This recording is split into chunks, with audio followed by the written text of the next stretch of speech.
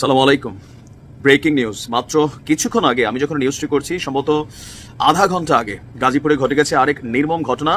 ঘটনার প্রেক্ষাপট হচ্ছে গাজীপুর জেলা প্রশাসক কার্যালয়ের সামনেই বৈষম্য বিরোধী ছাত্র আন্দোলনের একজন অন্যতম সমন্বয়ক প্লাস কর্মী মোবাশ্বির হুসাইন, তিনি গেল কিছুক্ষণ আগে গুলিবিদ্ধ হয়েছেন।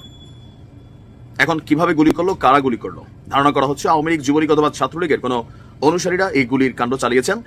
আর তিনি গাজীপুর জেলা বৈষম্য বিরোধী ছাত্র আন্দোলনের একদম প্রথম সারির একজন পরিচিত কর্মী। আর সন্ধ্যায় মানে কিছুক্ষণ আগে আপনার এই ঘটনা ঘটেছে। মোটরসাইকেলে করে আচমকা 2 থেকে 3 জন মানুষ এখানে দাঁড়ায়, তারপর সরাসরি গুলি ছোড়ে। আর এই গুলিটা মোবাশ্বির হোসেনের ঠিক হাতের এখানে আপনার লেগে বের হয়ে গেছে। ঘটনার পরপরই আপনার স্বাভাবিকভাবে ওই এলাকায় এই মুহূর্তে চাঞ্চল্যকর একটা অবস্থান তৈরি হয়েছে। মোবাশ্বির হোসেন তিনি গণমাধ্যমকে বলছেন যে গাজীপুরে আজকে তাদের যে প্রতিবাদ এবং বিক্ষোভ কর্মসূচি ছিল, সেই বিক্ষোভ কর্মসূচির সমাপ্তের পর তারা আহত ছাত্রদের দেখতে যাওয়ার প্রস্তুতি নিচ্ছিলেন। অল্পের জন্য যেখানে সার্জিস এবং হাসনাত সম্ভবত তারাই টার্গেট ছিল, তারা কিন্তু হাসপাতালে গেছেন যারা আহত হয়েছে তাদেরকে দেখার জন্য, বৈষম্য বিরোধী ছাত্র আন্দোলনের যারা আহত হয়েছেন। তো সার্জিস এবং হাসনাত যাওয়ার পর তাদের আরেকটা টিম বৈষম্য বিরোধী ছাত্র আন্দোলনের যারা কর্মী সমর্থক আছেন তারা যাওয়ার প্রস্তুতি নিচ্ছিলেন। ওই প্রস্তুতির প্রাক্কালে এসে এই গুলি ছোড়া হয়েছে। মোবাশ্বির হোসেনের বক্তব্য, তিনি সহ তার সতীর্থরা গাজীপুর জেলা প্রশাসকের কার্যালয়ের সামনে অবস্থানরত অবস্থায় হঠাৎ করেই একটা মোটরসাইকেল আসলো, তারপর গুলির ঘটনা ঘটে গেল। তো তিনি এখন হাসপাতালে যান নাই। তার বক্তব্য হচ্ছে যে ব্যক্তিগতভাবে এখন তিনি নিরাপত্তাহীনতায় ভুগছেন। গাজীপুরের পুলিশ সুপারকে তিনি এই বিষয়ে অবহিত করছেন।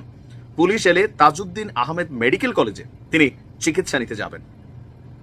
এখন আজকে অপারেশন ডেভিল হান্ট নামক যেই কর্মসূচি ঘোষণা করা হয়েছে, মাত্র কিছুক্ষণ পরেই আপনার এই ঘটনাটা ঘটে গেল।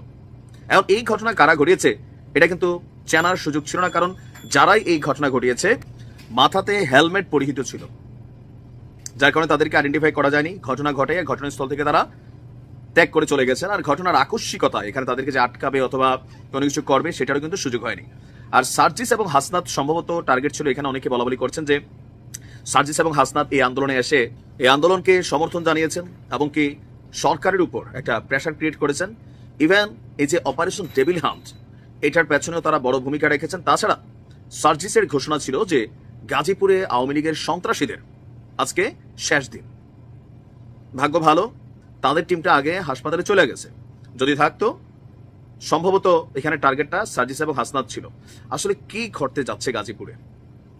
ফেসবুকে 2টা পক্ষ ভাগাভাগি হয়ে গেছে। যারা আওয়ামী লীগের নেতাকর্মী আছেন সবাই গাজীপুরের আওয়ামী লীগের পক্ষে অবস্থান নিয়েছেন। ইভেন এখানে বৈষম্য বিরোধীদের বিপক্ষে তারা মানে ফেসবুকে শক্ত অবস্থান প্রকাশ করছে। অপরদিকে যারা ছাত্র জনতা আছেন বা অন্যান্য পলিটিক্যাল দলগুলো আছেন, অন্যান্য দিকে তাদের মধ্যে যতই বিভাজন থাকুক, বাট যেখানে আওয়ামী লীগের ইস্যু সেখানে কিন্তু তারা সবাই একত্রিত।